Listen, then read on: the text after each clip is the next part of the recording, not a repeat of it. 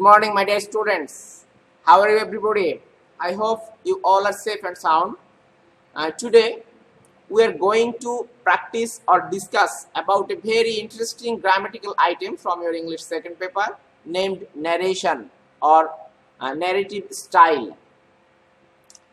তো এই যে আইটেমটা আমরা প্র্যাকটিস করতে যাচ্ছি বা আলোচনা করতে যাচ্ছি, এই আইটেমটা কিন্তু তোমরা ক্লাস 8 থেকে এটার আলোচনা শোনা শুরু করেছো বা এটা শেখার চেষ্টা করছো ক্লাস 8 থেকে। ক্লাস 8 আইটেমটি ছিল, ক্লাস 9 এ ছিল, এসএসসি পরীক্ষায় এটা তোমরা পার্টিসিপেট করেছিলে এরকম একটা গ্রামাটিক্যাল আইটেমে। এরপরে তোমার এই যে 11 ক্লাসে এখন আমরা একটু অ্যাডভান্সড লেভেলের এখানে প্র্যাকটিস করতে হয়, বা এই যে ন্যারেশনের 11-12 এ বা এই যে ইন্টারমিডিয়েট লেভেলে যে ধরনের কোশ্চেন আসে, এই ধরনের কোশ্চেন তোমাদের এর আগে হয়তো ফেস করোনি। দ্যাট মিন্স তোমরা এর আগে করে এসেছো ডাইরেক্ট টু ইনডাইরেক্ট স্পিচ। তোমরা এর আগের যে ক্লাসগুলোতে স্কুল লেভেলে ন্যারেশনটা নর্মালি এসে থাকে ডাইরেক্ট স্পিচ থেকে ইনডাইরেক্ট স্পিচে পরিবর্তন করে লিখতে হয় ন্যারেটিভ যে স্টাইলটা। বাট তোমার এখানে কিন্তু এই ন্যারেশনের খুঁটিনাটি সমস্ত বিষয়গুলো তোমাকে জানতে হবে। এই কারণে জানতে হবে যে তোমার এখানে অনেক সময় দেখা যায় যে এইচএসসি পরীক্ষাতে বা এই ইন্টারমিডিয়েট লেভেলে তোমাকে ইনডাইরেক্ট স্পিচ দেওয়া আছে, তোমাকে ডাইরেক্ট স্পিচে রূপান্তর করে লিখতে বলবে। তো একদম প্রথমে এখানে তোমাদের জন্য আমি একটা প্যাসেজ ন্যারেশন এনেছি। এখানে বেশ কয়েকটা নিয়ম তুমি এখান থেকে জানতে পারবা বা বেশ কয়েকটা নিয়মের টাস্ক তুমি এই প্যাসেজ ন্যারেশনের মধ্যে পেয়ে যাবা। তো এরপরে আমি আবার তোমাদের সাথে একদম সেই গোড়া থেকে একটু আলোচনা করব খুবই সংক্ষেপে। তারপরে আমি তোমাদের ন্যারেশন করার জন্য বা ন্যারেশনের যে বেসিক যে কয়েকটা বিষয়ের দিকে লক্ষ্য রাখতে হয় সেই বিষয়গুলো একটু পয়েন্ট আউট করে দেখাবো। তারপরে তোমাদের সাথে আমি ন্যারেশনের যে সেন্টেন্স স্ট্রাকচার, হ্যাঁ, ইনডাইরেক্ট স্পিচের যে সেন্টেন্স স্ট্রাকচার, সেই স্ট্রাকচারটা একটু তোমাদের সাথে শেয়ার করব। তারপরে আমরা প্যাসেজ ন্যারেশনের কয়েকটা নিয়ম নিয়ে কথা বলবো। হ্যাঁ, তো ন্যারেশনের উপরে আমাদের আরো একটা ক্লাস দরকার হবে, সেই ক্লাসে আমরা একটা সলভ ক্লাস রাখবো বা সেই ক্লাসে আমরা ন্যারেশনগুলো প্র্যাকটিস করব। এখন আমি তোমাদের ভিতর থেকে একটু জানতে চাচ্ছি, এই যে স্ক্রিনে তোমরা দেখতে পাচ্ছ একটা প্যাসেজ ন্যারেশন, এইটার ভিতরে বেশ কয়েক ধরনের সেন্টেন্স রয়েছে। তো এখানে কয়েকটা নিয়মই তুমি পাবা। এখন এই ন্যারেশনটা কে কে সলভ করতে পারবা তারা একটু রেসপন্স করো বা একটু একটু আমার সাথে একটু সংযুক্ত। হ্যাঁ, কারিমা পারবা নাকি? আর কে কে একটু নাম বলো, নাম বললে হবে। বুশরা মাত্র জয়েন করলো নাকি? আর কে কে পারবা? আমি একটু পড়ে দিচ্ছি তোমাদের। এখানে দেখো, আসলে প্যাসেজ ন্যারেশন করার সময় যে কাজগুলো তোমাকে করতে হবে, এক ডাইরেক্ট থেকে ইনডাইরেক্ট করার সময় তোমার প্যাসেজ ন্যারেশনটা একাধিকবার পড়তে হবে। এটা কিন্তু প্যাসেজ ন্যারেশনের নিয়ম হচ্ছে, তুমি এটা নিয়ম হিসেবে মনে রাখার চেষ্টা করো বা মনে রাখতে পারো। আমি কিন্তু যেটা এখন বলছি এটা যে কোনো প্যাসেজ ন্যারেশন ডাইরেক্ট স্পিচ থেকে ইনডাইরেক্ট স্পিচে পরিবর্তন করার একটা নিয়মই তুমি এটাকে বলতে পারো। সেটা হচ্ছে যে at first you have to read on more time the passage narration carefully or attentively, and you will try to find out the speaker and listener of that very passage narration. তোমার কি করতে হবে, এটা একাধিকবার পড়তে হবে। পড়ার পরে এই প্যাসেজ ন্যারেশন থেকে যে স্পিকার এবং লিসেনার তোমাকে ফাইন্ড আউট করতে হবে বা খুঁজে বের করতে হবে। মানে এই ন্যারেশনটার মধ্যে কে কথা বলছে, কে কে শুনছে। আর মূলত আরেকটু শুরু থেকে যদি তোমাদেরকে আমি বলতে চাই, সেটা হচ্ছে এই ন্যারেশনের বিষয়টা হচ্ছে ডাইরেক্ট থেকে ইনডাইরেক্ট স্পিচে পরিবর্তন করার যে বিষয়টা, এটা হচ্ছে ডাইরেক্ট স্পিচটা এটা যে কোনো দুজন ব্যক্তির মধ্যে, নরমালি দুজনের মধ্যেই হয়ে থাকে সবসময়, যে কোনো দুজন ব্যক্তির মধ্যে একটা কনভারসেশন যেটা অলরেডি হয়ে গেছে, মানে দুজন ব্যক্তির মধ্যে একটা কথোপকথন বা একটা বিষয় নিয়ে আলোচনা অলরেডি শেষ হয়ে গেছে, সেইটা হুবহু তোমার সামনে তুলে ধরা হলো, এটা হচ্ছে ডাইরেক্ট স্পিচ। তো এইটা যখন তুমি তোমার ভাষায়, তুমি থার্ড পারসন, অন্য দুজন ব্যক্তির কনভারসেশন তুমি তোমার মতো করে কোথাও প্রেজেন্ট করছো বা তুমি তোমার ভাষায় তুলে ধরছো, তখন তুমি থার্ড পারসন হিসেবে দুজন ব্যক্তির কনভারসেশন প্রেজেন্ট করছো, এটা তুমি তোমার ভাষায় তুলে ধরবা। এটাকে বলা হচ্ছে ইনডাইরেক্ট ন্যারেশন বা ইনডাইরেক্ট স্পিচ। তো ন্যারেশনের বিষয়টা হচ্ছে এরকম। তো এই ক্ষেত্রে you have to maintain some rules or structures in order to change the style of narration. সেটা হচ্ছে ডাইরেক্ট থেকে ইনডাইরেক্ট তোমার স্টাইলটা চেঞ্জ করার সময়, তো তুমি তোমার ভাষায় যখন এটা লিখবা বা বলবা, তখন তোমাকে কয়েকটা নিয়ম ফলো করতে হবে। সেই নিয়মগুলো তুমি এই প্যাসেজ ন্যারেশনটার মধ্যে অনেকগুলো নিয়ম পেয়ে যাচ্ছ। একটু দেখো, এখানে আসলে প্রথম সেন্টেন্সেই বা একদম প্রথমে যে রিপোর্টিং ভার্বটা রয়েছে সে তার সাবজেক্ট অবজেক্ট দেখে আমরা বুঝতে পারছি যে এই প্যাসেজ ন্যারেশনটার স্পিকার হচ্ছে প্রথমত দ্য টিচার এবং লিসেনার হচ্ছে দি বয়। তাহলে এখানে প্রথমেই এটা দেখা যাচ্ছে যে the teacher said to the boy, Do you know that honesty is the best policy? Yes sir, I think so, replied the boy. হ্যাঁ, তারপরে দেখো, how intelligent you are, then learn to be honest from your boyhood, said the teacher. তাহলে yes sir I think so এই কথাটা বলেছে the boy। তারপরে আবার how intelligent you are এরকম একটা সেন্টেন্স ইনভার্টেড কমার মধ্যে আরো একটা সেন্টেন্স রয়েছে, then learn to be honest from your boyhood, said the teacher। এখানে দুইটা sentence, how intelligent you are এটা একটা, এটা কি ধরনের সেন্টেন্স বলো তো? how intelligent you are Karima, exclamatory sentence. হ্যাঁ হ্যাঁ হ্যাঁ হ্যাঁ, একজন করে আসো। তারপরে হচ্ছে দেখো, then learn to be honest from your boyhood, এটা কি ধরনের সেন্টেন্স? Imperative sentence. তাহলে এই দুইটা সেন্টেন্স একসাথে কে বলেছে? The teacher. তারপরে দেখো, thank you sir, thank you sir. হ্যাঁ, এখানে I will try my best এই কথাটুকু বলেছে আবার the boy. Thank you sir, thank your আলাদা একটা নিয়ম আছে তোমরা জানো, সেটা আমি একটু পরে ক্লিয়ার করছি। I will try my best এটা আবার একটা অ্যাসার্টিভ সেন্টেন্স, এই কথাটা বলেছে ছেলেটা। হ্যাঁ, তারপরে দেখো, মে আল্লাহ, এখানে একটা ইনভার্টেড কমা হওয়ার কথা ছিল, যে আর থ্যাংক ইউতে একটা কমা দেওয়া যেতে পারে। এই যে may Allah grant you a long life, the teacher said. তাহলে একদম শেষের যে সেন্টেন্সটা, may Allah grant you a long life, এই কথাটা এটা হচ্ছে একটা অপটেটিভ সেন্টেন্স। এটা কে বলেছে? The teacher. এই কথাটা বলেছে আবার দ্য টিচার। এখন এইটা কারিমা বলেছিল প্রথমে যে তুমি সলভ করতে পারবা, তো এখন তুমি একটু বলো তো দেখি, তুমি যেভাবে বলবো ওইভাবে আমি লিখবো। এখানে প্রথমে আছে the teacher said to the boy, do you know that honesty is the best policy. এটা একটা ইন্টারোগেটিভ সেন্টেন্স, ইন্টারোগেটিভ সেন্টেন্সের রিপোর্টিং ভার্ব। আচ্ছা, আমি আরেকটু শেয়ার করি তোমাদের সাথে, অনেকেই আছে হয়তো ভুলে টুলে গেছো কিনা। তো ন্যারেশন করার সময় তোমার যে জিনিসটা খেয়াল করতে হবে, ইনভার্টেড কমার ভিতরের যে অংশটা, এটাকে কি বলা হয় বলো তো? Reported speech. ইনভার্টেড কমার ভিতরে যে অংশটা থাকবে বা যে সেন্টেন্স থাকবে ওটাকে বলা হয় রিপোর্টেড স্পিচ। এবং ইনভার্টেড কমার বাইরে যে সাবজেক্ট এবং অবজেক্ট থাকবে এবং যে ভার্ব থাকবে, এই যে the teacher said to the বয়, এখানে দেখো the teacher said to the বয়, এখানে যে সেইড টু, এই সেইড টুটা হচ্ছে রিপোর্টিং ভার্ব। রিপোর্টিং ভার্ব মানে পুরো ঘটনাটা যে ভার্ব রিপোর্ট করছে, যে ভার্বের দ্বারা ঘটনাটা এখানে প্রেজেন্ট করা হচ্ছে, সেই ভার্বটা হচ্ছে রিপোর্টিং ভার্ব। হ্যাঁ, এবং সেই ভার্বের যে সাবজেক্ট ওটাকে বলা হচ্ছে রিপোর্টিং ভার্বের সাবজেক্ট, এবং এটার যে অবজেক্ট ওটা হচ্ছে রিপোর্টিং ভার্বের অবজেক্ট। দ্যাট মিন্স ওই যে স্পিকার এবং লিসেনারের কথা বলেছিলাম তোমাদের, প্যাসেজ ন্যারেশনটা পড়ে তুমি দেখবা যে এই স্পিকার সবসময় কিন্তু একই জন থাকছে না, এখন কেউ কথা বলছে, কেউ শুনছে। তো ওই যে সেন্টেন্স বা রিপোর্টেড স্পিচ বলা হচ্ছে ওইটার স্পিকার একজন, লিসেনার একজন। একটু পরে দেখবা এখন যে শুনছে সে আবার কথা বলবে, এই যে yes sir I think so, এই দি বয় সেই রিপ্লাইড দ্য বয়, এটা কিন্তু এই সেন্টেন্সের স্পিকার বা এই রিপোর্টেড স্পিচের, yes sir I think so এই রিপোর্টেড স্পিচের স্পিকার হচ্ছে দি বয়। প্রথমে কিন্তু do you know that honesty is the best policy এই সেন্টেন্সের লিসেনার ছিল দি বয়। এরকম হচ্ছে, এটা মূলত দুজনের মধ্যে একটা কনভারসেশনের গ্রাজুয়াল ডেভেলপমেন্টই হচ্ছে প্যাসেজ ন্যারেশনের ডাইরেক্ট স্পিচ। তো তুমি যখন এটা ইনডাইরেক্টলি লিখবা, তুমি সবগুলো তোমার ভাষায় লিখবে এবং নরমালি একটা জিনিস জানবা যে এখানে টেন্সটা পরিবর্তন হয়ে যায়। রিপোর্টিং ভার্বটা যদি পাস্ট টেন্সে থাকে, এই যে সেইড টুটা হচ্ছে রিপোর্টিং ভার্ব, এটা দেখো পাস্ট টেন্সে রয়েছে। তাহলে রিপোর্টিং ভার্বটা যদি পাস্ট টেন্সে থাকে, তাহলে ন্যারেশনের সব নিয়মগুলো অ্যাপ্লাই করতে হয়। সব নিয়মগুলো বলতে যে টেন্স পরিবর্তনের নিয়ম আছে, পার্সন পরিবর্তন, রিপোর্টিং ভার্ব পরিবর্তন, তারপর ইনভার্টেড কমা উঠে যে এখানে লিঙ্কার্স বসাতে হয়, এরকম। আচ্ছা, যাই হোক, আমি কারিমার কাছে একটু শুনে আসি। কারিমা, এটা কিভাবে সলভ করতে চাও একটু বলো। প্রথম সেন্টেন্সটা ইন্টারোগেটিভ, তাহলে তুমি সেইড টু কে কি লিখবা? তুমি যেভাবে বলবো ওইভাবে আমি লিখবো।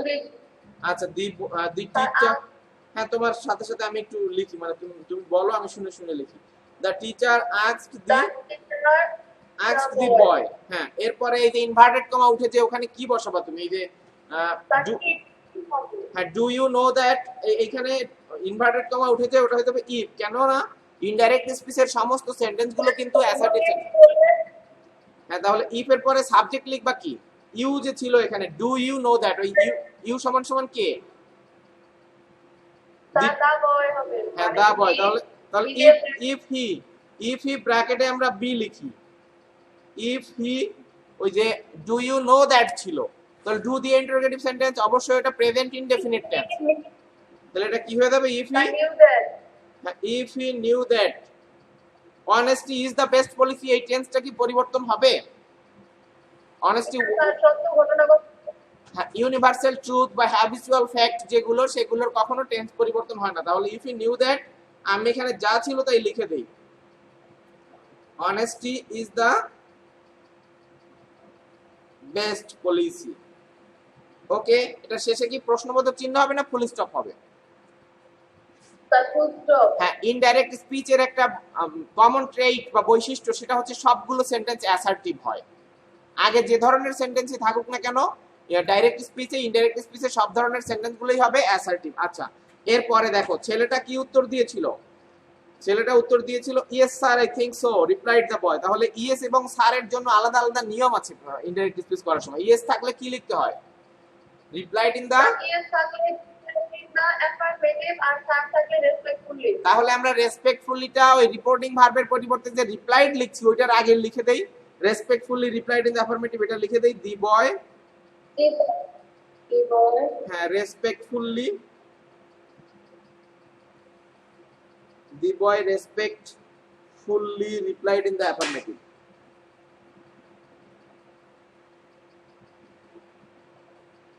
The boy respectfully replied in the affirmative.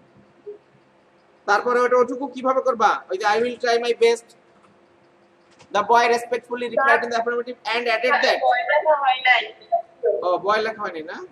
আচ্ছা সরি। হ্যাঁ, এই যে লিখলাম the boy respectfully replied in the affirmative, তারপরে তুমি and দিয়ে ওটুকু জুড়ে দাও, and added that দিয়ে দাও।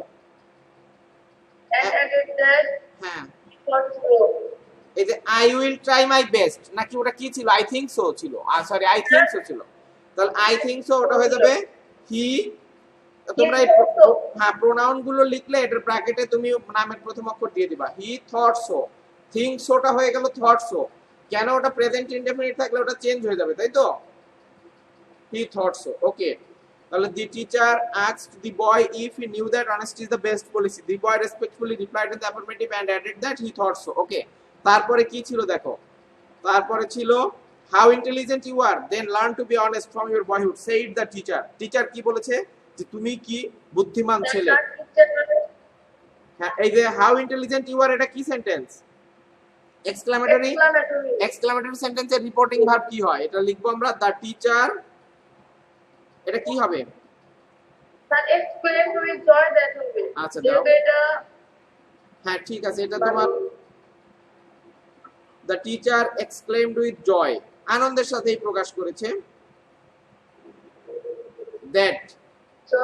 হ্যাঁ, একটা জিনিস শোনো, হাউ ইন্টেলিজেন্ট ইউ আর, এই সেন্টেন্সটাকে তোমার মনে মনে অ্যাসার্টিভ করে নিতে হবে। অ্যাসার্টিভে করলে এটার যে টেন্স আছে তুমি ওই টেন্স অনুযায়ী পরিবর্তন করবে। হাউ ইন্টেলিজেন্ট ইউ আর, তাহলে ইউ আর ভেরি ইন্টেলিজেন্ট, এটা হচ্ছে অ্যাসার্টিভ, তাই তো? এখন তাহলে ইউটাকে দি বয়, তাহলে এটা হয়ে যাবে হি। হি, এটার ব্র্যাকেটে তুমি বি রাখো, হি ওয়াজ হয়ে যাবে। তোমার প্রেজেন্ট ইনডেফিনিট থাকলে সব চেঞ্জ হয়ে হবে পাস্ট ইনডেফিনিট। তাহলে he was very intelligent.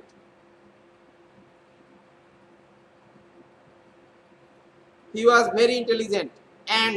And দিয়ে জুড়ে দিতে পারো তুমি, বা এখানে এন্ড অ্যাডেড দ্যাট, বা এখানে অ্যাডেড দ্যাট না, এইখানে তুমি এন্ড অ্যাডভাইসড দ্যাট দিতে পারো। এটা শেষ করে দাও, then learn to be honest from your boyhood and advised him, এটা দিতে পারো। অথবা এখানে ফুল স্টপ দিয়ে তুমি লিখতে পারো দেন হি অ্যাডভাইসড হিম, দেনটাকে তুমি রাখতে পারো প্রথমে।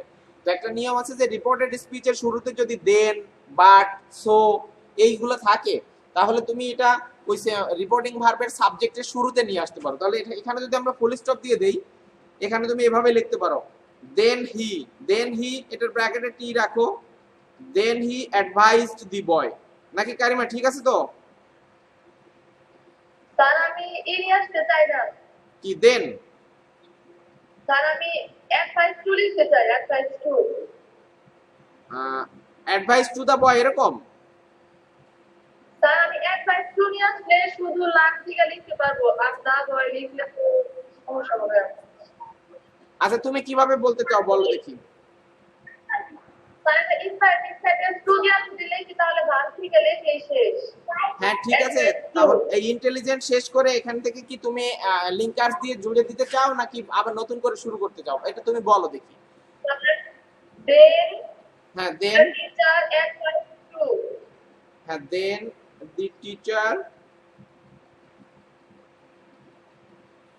Advised, Advised to.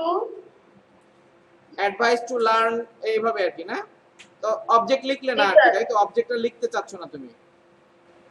G sir, object Then লিখতে the হবে। teacher advised to learn to be honest from his boyhood.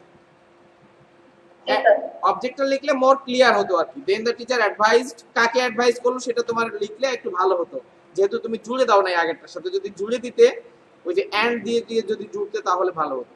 Then the teacher advised the বয় যদি দিতে, তাহলে আমি এটা দিয়ে দেই কারিমা, দেখো সুন্দর হয়।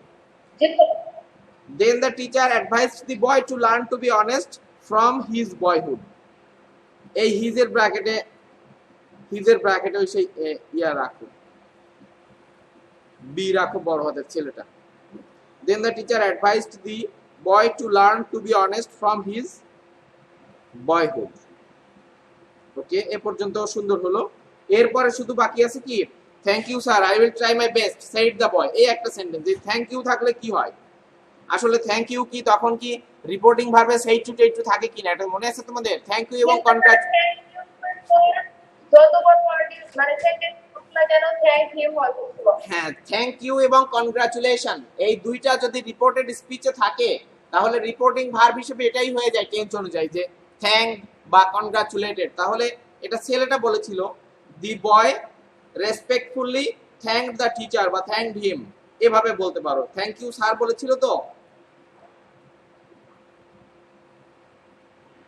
দি বয় রেসপেক্টফুলি থ্যাংক দি টিচার। তারপরে ওটা কি লিখবা, ওই যে and added that, এখানে একসাথে জুড়ে দাও তুমি, and added that, হ্যাঁ he would try, এটাই হিটার ব্র্যাকেটে বি, দেখো হ্যাঁ he would try his best, he would try his best। ওকে, তারপরে লাস্টে একটা সেন্টেন্স আছে, এটা হচ্ছে অপটেটিভ সেন্টেন্স। এটা কিভাবে করবা বলো? May Allah grant you a long life, said the teacher, but the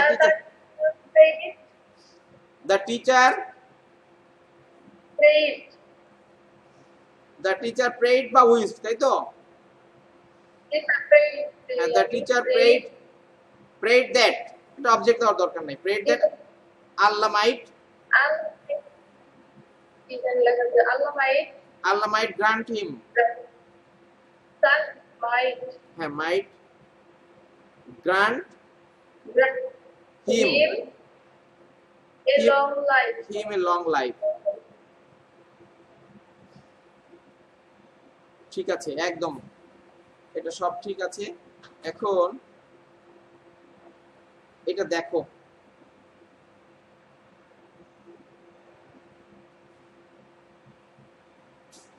এটা দেখো এরকম ছিল। এখন এটা ইনডাইরেক্ট স্পিচে করার পরে এগুলো চলে আসছে। তাহলে এখানে বেসিক যে জিনিসগুলো আমি তোমাদের সাথে 4-5টা পয়েন্ট শেয়ার করতে চাই, তাহলে হয়তো আজকের ক্লাসটা শেষ হবে। এর পরের দিন আমি তোমাদের সাথে স্ট্রাকচার বা শুরু থেকে একটু বলবো। আর যদি তোমাদের ভিতরে কেউ ভুলে যেয়ে থাকো ন্যারেশনের বিষয়টা কি আসলে, তো তাদের জন্য এখান থেকে সংক্ষেপে একটু দেখতে পারো যে শাব্দিক অর্থ ব্যাখ্যা করতে গেলে ন্যারেট শব্দের অর্থ হলো বর্ণনা করা। ন্যারেশন অর্থ বর্ণনা, অর্থাৎ কারো বক্তব্য বর্ণনা করাকেই ন্যারেশন বলে। এটা একদম প্রাথমিক কথা। ন্যারেশন দুই প্রকার, তোমরা জানো যে একটা ডাইরেক্ট স্পিচ প্রত্যক্ষ উক্তি, আর একটা ইনডাইরেক্ট স্পিচ পরোক্ষ উক্তি।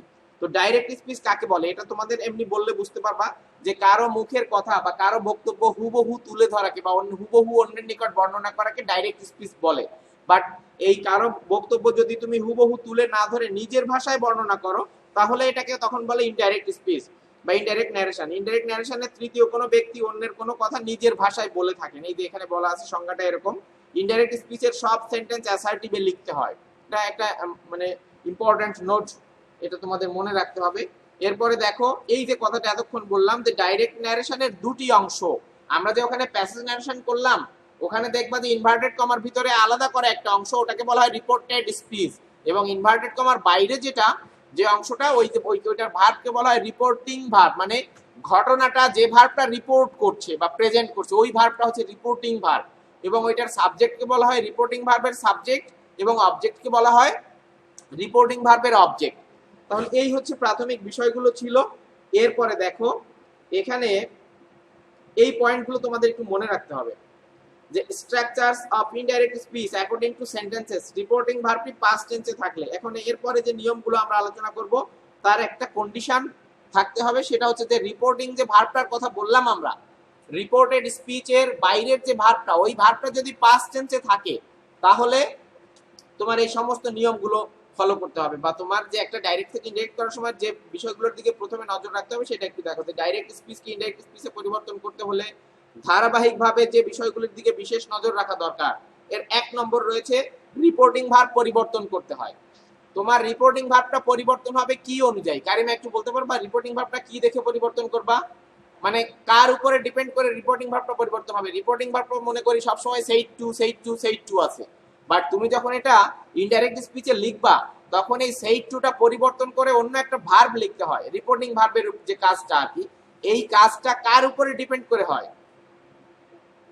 তার সেন্টেন্সে কোন ভার্ব আছে এটা দেখতে। সেন্টেন্সে না, রিপোর্টেড স্পিচে কোন মানে কোন সেন্টেন্স আছে, রিপোর্টেড স্পিচটা কোন সেন্টেন্সে আছে। তুমি বলেছো সেন্টেন্সে কোন ভার্ব আছে, ওটা না, মানে কথাটা হবে হ্যাঁ রিপোর্টেড স্পিচটা কোন সেন্টেন্সে আছে এইটার উপরে ডিপেন্ড করে রিপোর্টিং ভার্বটা পরিবর্তন হয়। আচ্ছা, প্রথম কাজ যেটা করলে মানে প্রথম থেকে শেষ পর্যন্ত একটা ডাইরেক্ট থেকে ইনডাইরেক্ট তুমি যে কাজগুলো করতে হবে এইটা এই পয়েন্টগুলো একটু মনে রাখো, এগুলো শেষ করে আমি আজকে ক্লাসটা শেষ করব। তাহলে দেখো প্রথম যে কাজটা করতে হবে তোমাকে রিপোর্টিং ভার্ব পরিবর্তন করতে হবে according to the sentences of reported speech, reported স্পিচের সেন্টেন্স অনুযায়ী। এরপরে দেখো এরপরে কমা ও ইনভার্টেড কমা উঠে যায় এবং লিঙ্কার্স বসাতে হয়, এটাও ডিপেন্ড করে সেন্টেন্সের উপরে। তোমার যে ইনডাইরেক্ট স্পিচের সবগুলো ফ্ল্যাট সেন্টেন্স হবে বা সবগুলো অ্যাসার্টিভ সেন্টেন্স হবে, এখানে কোনো রকম কমা ইনভার্টেড কমা এগুলা কিছু থাকবে না, প্রশ্নবোধক চিহ্ন বা কোনো কোনো নোট অফ এক্সক্লামেশন কিছুই থাকবে না, সবগুলো সেন্টেন্স অ্যাসার্টিভ হবে এবং সবগুলো শেষে ফুল স্টপ হবে। সেজন্য তোমাকে এই কমা ইনভার্টেড কমা তুলে দিয়ে সেখানে কি লিখতে হবে? একটা লিঙ্কার্স লিখতে হবে। এই যে রিপোর্টিং ভার্বের অংশটা এবং রিপোর্টেড স্পিচটা জুড়ে দেওয়ার জন্য you have to use a linkers. তো এই সেই লিঙ্কার্সটা, এই লিঙ্কার্সটাও বসবে তোমার রিপোর্টেড স্পিচের সেন্টেন্সের উপরে ডিপেন্ড করে, এটা মনে রাখতে হবে। তাহলে 2 নাম্বার কাজ করলে প্রথমে যেটা করলে রিপোর্টিং ভার্বটা পরিবর্তন করলে, তারপরে কমা ইনভার্টেড কমা তুলে দিয়ে লিঙ্কার্স বসালে, তারপরে দেখো রিপোর্টেড স্পিচের সাবজেক্ট পারসন অনুযায়ী পরিবর্তন করতে হয়। মানে রিপোর্টেড স্পিচের মধ্যে যে সাবজেক্ট থাকে, ওই যে তোমাদের ওখানে প্রথম সেন্টেন্সে ছিল do you know that honesty is the best policy, ওখানে ইউটা ছিল সাবজেক্ট, তাহলে এটা আমরা পরিবর্তন করে ইফ হি লিখেছিলাম। দেখো ইফ হি নিউ দ্যাট, তাহলে হি আসলো কিভাবে? এখন একটা কথা মনে রাখো, সেটা হচ্ছে রিপোর্টেড স্পিচের ভিতরের সকল ফার্স্ট পারসন সমান সমান রিপোর্টিং ভার্বের সাবজেক্ট। তার মানে হচ্ছে রিপোর্টেড স্পিচের ভিতরে যদি কোনো ফার্স্ট পারসন থাকে, ফার্স্ট পারসন বলতে এখানে ফার্স্ট পারসনের সব I me my we us our, subject object possessive যেটা সিঙ্গুলার এবং plural, I me my we us our, এই 6টার কোনোটা যদি রিপোর্টেড স্পিচে থাকে that will be changed according to the subject of reporting verb, reporting ভার্বের subject অনুযায়ী তুমি সেটা পরিবর্তন করবা। এবং যদি ওখানে কোনো সেকেন্ড পারসন থাকে ওটা পরিবর্তন, ওই যে ইউ বা ইওর, এটা পরিবর্তন হবে রিপোর্টেড স্পিচের অবজেক্ট অনুযায়ী, তো এইটা পরিবর্তন করবা। তারপরে দেখো রিপোর্টেড স্পিচের ভার্ব টেন্স অনুযায়ী পরিবর্তন হবে। এই টেন্স পরিবর্তনের একটা কথা মনে রাখো, রিপোর্টেড স্পিচটা যদি যে কোনো প্রেজেন্ট টেন্সে হয়, যে কোনো প্রেজেন্ট টেন্স তো 4টা বা প্রত্যেকটা টেন্সই 4টা করে, তাহলে যে কোনো প্রেজেন্ট টেন্স হলে এটা পরিবর্তন হবে অনুরূপভাবে পাস্ট টেন্স হয়ে যাবে। যেমন প্রেজেন্ট ইনডেফিনিট হইলে পাস্ট ইনডেফিনিট হবে, প্রেজেন্ট কন্টিনিউয়াস হলে পাস্ট কন্টিনিউয়াস হবে, এগুলাকে বলা হয় কোরিলেটিভ পাস্ট টেন্স।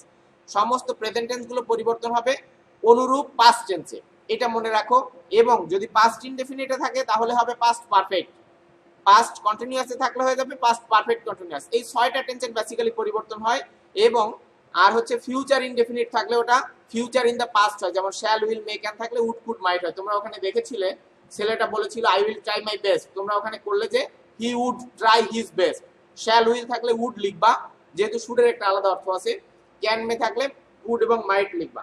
তারপরে দেখো রিপোর্টেড স্পিচের অবজেক্ট, এটাও পারসন অনুযায়ী পরিবর্তন হবে। এরপরে একটা নিয়ম শুধু তোমাদের এই প্যাসেজ ন্যারেশনে ছিল না, সেটা হচ্ছে যে রিপোর্টেড স্পিচের মধ্যে কোনো নৈকট্য সূচক শব্দ থাকলে, মানে কোনো নিকটবর্তী শব্দ থাকলে এটা দূরবর্তী শব্দে লিখতে হয়। যদি এরকম বলা হয় যে my friend said to me I am reading নাও, তাহলে এই যে নাও যেটা এই নাও, এই নাও দিস, তারপরে কাম, এই এরকম একটা লিস্ট আছে তোমাদের, যে দিস থাকলে দ্যাট হয়, কাম থাকলে গো হয়, হিয়ার থাকলে দেয়ার হয়, টুডে থাকলে দ্যাট ডে হয়, ইয়েস্টারডে থাকলে দ্য প্রিভিয়াস ডে হয়, নাও থাকলে দেন হয়। তাহলে আমি যদি এখানে বলি যে my friend said to me I am reading নাও, আমি যদি এই দেখো এখানে তোমার লাস্ট সেন্টেন্সটা যদি আমরা লিখতে চাই, my friend said to me, এটা যদি বলি, এখানে দেখো আমি একটা নিকটবর্তী শব্দ লিখছি, আই অ্যাম রিডিং নাও। এই নাও থাকলে কি করবা? তাহলে হি ওয়াজ রিডিং দেন, এখানে এটা তুমি করবা কি? হ্যাঁ হ্যাঁ, এটা শেষ তোমাদের আজকের এই সেন্টেন্সটাই বলে আমি শেষ করছি। মাই ফ্রেন্ড সেড টু থাকলে আমরা নরমালি টোল্ড লিখি বা সেড টু অপরিবর্তিত রাখতে পারি। আই এম রিডিং নাও এটা প্রেজেন্ট কন্টিনিউয়াস টেন্স এবং অ্যাসার্টিভ সেন্টেন্স। তাহলে my friend said to me বা টোল্ড মি দ্যাট, আইটা হয়ে যাবে কি হি, হিটা মাই ফ্রেন্ড, আই সমান সমান my friend, he was, M রিডিংটা হয়ে যাবে was reading, he was reading দেন আমি নাওটা দেন লিখলাম। এই যে বিষয়টা, এটা তোমাদেরকে এখানে বলেছি আমি 6 নম্বরে যেটা আছে, রিপোর্টেড স্পিচের মধ্যে কোনো নৈকট্য সূচক শব্দ থাকলে সেটা দূরবর্তী শব্দে পরিবর্তন হয়। ঠিক আছে, তাহলে এই পয়েন্টগুলো, এই যে 5টা পয়েন্ট, 6টা পয়েন্ট, এই 1 থেকে 6 পর্যন্ত, এইটা একটু মনে রাখার চেষ্টা করো। তারপরে আগামীকাল আমরা প্রত্যেকটা সেন্টেন্সের স্ট্রাকচার নিয়ে কথা বলবো এবং আর কয়েকটা নিয়ম নিয়ে আলোচনা করব। ঠিক আছে, তাহলে ভালো থাকো, আজ এ পর্যন্তই, বাই বাই।